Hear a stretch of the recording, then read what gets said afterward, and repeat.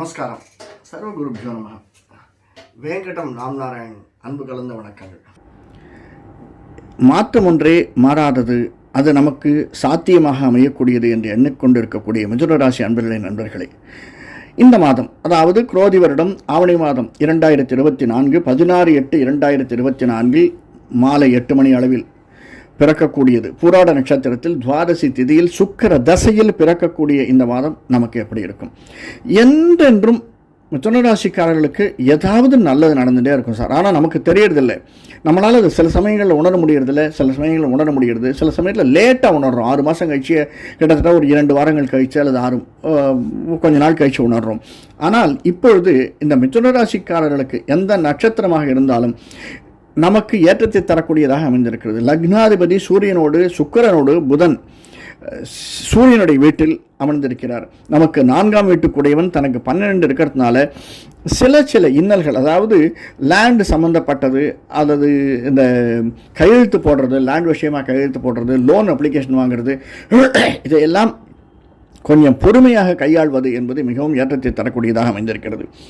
விவசாயம் சம்பந்தப்பட்டது, விவசாயிகள் கொஞ்சம் நிதானத்தை கடைபிடிப்பது மிதுனராசிக்காரர்கள் மிக ஏற்றத்தை தரக்கூடியதாக இருக்கும். அவசரப்பட்டு எந்த முடிவையும் எடுக்க வேண்டாம். நல்லதொரு முடிவை நாம் நிதானமாக மனைவியுடன் கடந்து, ஏன்னா 7ஆம் வீட்டில் சந்திரன், நம்முடைய 12இல் செவ்வாயும் குருவும், ரிஷபராசியில் 10ஆம் வீட்டில் ராகு, 9ஆம் இடத்தில் சனி. 9ஆம் இடத்தில் சனி 7, 8, 9 தன்னுடைய சொந்த வீட்டில் சனி இருக்கார். அந்த சனியனுடைய பார்வை 3ஆம் வீட்டிற்கு பார்வையாக அமைந்திருக்கிறது. அதனால் எந்த ஒரு சந்தர்ப்ப சூழ்நிலையும் எந்த ஒரு விஷயத்தையும் நாம் நம்முடைய ஸ்பௌஸோடு, அதாவது கணவன் மனைவியோடும் கணவனிடமோ ஆலோசித்து ஒரு முடிவை எடுத்துக்கொள்வது என்பது மிக ஏற்றத்தை தரக்கூடியதாக அமைந்திருக்கிறது. நம்முடைய நண்பர்களை எதிர்பார்க்கலாம், ஆனால் நம்முடைய உறவினர்கள் எதிர்பார்த்து எந்த காரியத்தையும் செய்யாதீங்க. உறவினர்கள் நமக்கு கை கொடுப்பது என்பது மிகவும் துர்லபமாக சொல்பமாகத்தான் அமையக்கூடியது. சில உறவினர்கள் இருக்கிறார்கள், நான் எல்லாரையும் சொல்ல மாட்டேன், கிட்டத்தட்ட 80% நம்மை கண்டு பொறாமைப்படக்கூடியவர்களாகத்தான் அமைந்திருக்கிறார்கள். அதை நாம் உணர வேண்டும். மூன்றாவதாக, பிஸ்னஸ் செய்பவர்களுக்கு இந்த மாதம் இருக்கக்கூடிய, ஏன்னா 10ஆம் வீட்டில் ராகு, அது குருவனுடைய வீடு, குரு 12 இருக்கிறதுனால சில சின்ன திரை பெரிய திரை இருப்பவர்களுக்கு அலைச்சல் அதிகமாக இருக்கக்கூடும். எடுத்த உடனே நாம் போய் சார் 4 தரம் பார்த்துட்டேன் சார், இன்னும் அவருக்கு ஒன்றுமே சொல்லலை சார் எனக்கு அப்படின்னு சொல்லக்கூடிய நாட்கள் வரும். ஆனால் கொஞ்சம் பொறுமையாக இருப்பது நல்லது என்பதுதான் நினைக்கப்படுகிறது. கொஞ்சம் பொறுமையாக அதை ஹேண்டில் பண்ணலாம். ஒரு தரத்துக்கு 2 தரம் அவருக்கு ஃபோன் பண்ணலாம், திரும்ப முயற்சி பண்ணலாம். ஆனாலும் முயற்சியை கைவிட வேண்டாம். நாம் தோல்வி அடைய மாட்டோம், சிறிது தள்ளி போடுவோம். வெற்றி என்பது தள்ளி போகக்கூடியதாகத்தான் நமக்கு அமைஞ்சிருக்கிறது.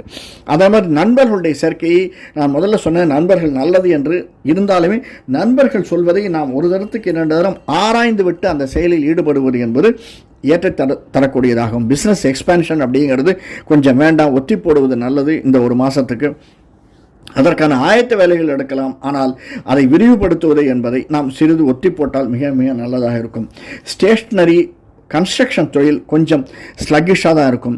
அதே மாதிரி நமக்கு மெடிசின் செலவுகள், உடல் உபாதைகள், மெடிசினால் வரக்கூடிய செலவுகள் அல்லது மெடிசின் துறையில் இருப்பவர்களுக்கு சிறு சறுக்கல்கள் வரக்கூடிய சந்தர்ப்ப சூழ்நிலைகள் இருக்கிறது.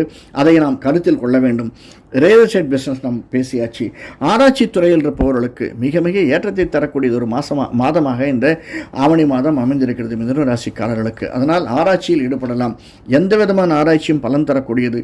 3ஆம் இடத்தில், அதாவது 7, 8, 9, 10ஆம் வீட்டில் ராகு இருக்கார். ஆன்மீகவாதிகளுக்கு மிக ஏற்றத்தை தரக்கூடியதாகவும், ஆனால் ஆன்மீகவாதிகளை நம்புவவர்களுக்கு சிறு சறுக்கல் வரக்கூடியதாகவும் அமைந்திருக்கிறது. அதே தான் அரசியல்வாதிகளுக்கும். அரசியல்வாதிகள் அவர்கள் தன்னுடைய பாக்கெட்டை நினச்சி தான் பார்த்துருப்பார்.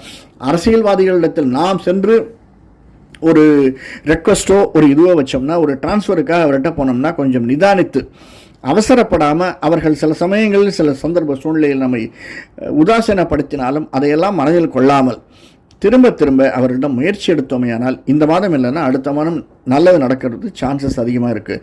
அதே மாதிரி ஒரு வெளிநாடு செல்வதற்கு பிஸ்னஸாக இருந்தாலும் சரி, டூரிஸ்டாக இருந்தாலும் சரி, அல்லது படிப்பதற்காக இருந்தாலும் சரி, முயற்சிகள் நாம் இந்த மாதம் எடுக்கக்கூடிய முயற்சிகள் நமக்கு அடுத்த 3-4 மாதங்களில் பலன் தரக்கூடியதாக மிதுன ராசிக்காரர்களுக்கு அமைஞ்சிருக்கிறது. இந்த மாதமே பலன் தருமான 50-50 தான். ஆனால் நாம் உண்மையாக எடுக்கக்கூடிய அந்த முயற்சிகள் நமக்கு அடுத்த 2-3 மாதங்களில் நிச்சயமாக பலன் தரும். அதற்கான வேலையை கொஞ்சம் நழுவி போகக்கூடியதாக 10ஆம் இடத்தில் ராகு குருவினுடைய வீட்டில் இருந்தால், குரு 12ஆம் இடத்தில் இருக்கிறதுனால நழுவக்கூடியதாக வாய்ப்புகள் இருந்தாலும் நமக்கு அது சாத்தியப்படுவதற்கு 2-3 மாதங்களில் நிச்சயமாக உண்டு. அதற்கு அடுத்தபடியாக நாம் எந்த சந்தர்ப்பத்தில் நம்முடைய குலதெய்வத்தை வழிபாட்டையோ இஷ்டதெய்வ வழிபாட்டையோ விடாமல் முயற்சிகளை எடுத்துக்கொண்டே இருந்தோமையானால் நிச்சயமாக இந்த மாதம் நல்லதாக அமையக்கூடும். நன்றி, வணக்கம். நன்றி. இந்த காணொளி பிடிச்சிருந்ததுன்னா லைக் பண்ணுங்கள், சப்ஸ்கிரைப் பண்ணலாம் சப்ஸ்கிரைப் பண்ணுங்கள், ஷேர் பண்ணுங்கள். வணக்கம்.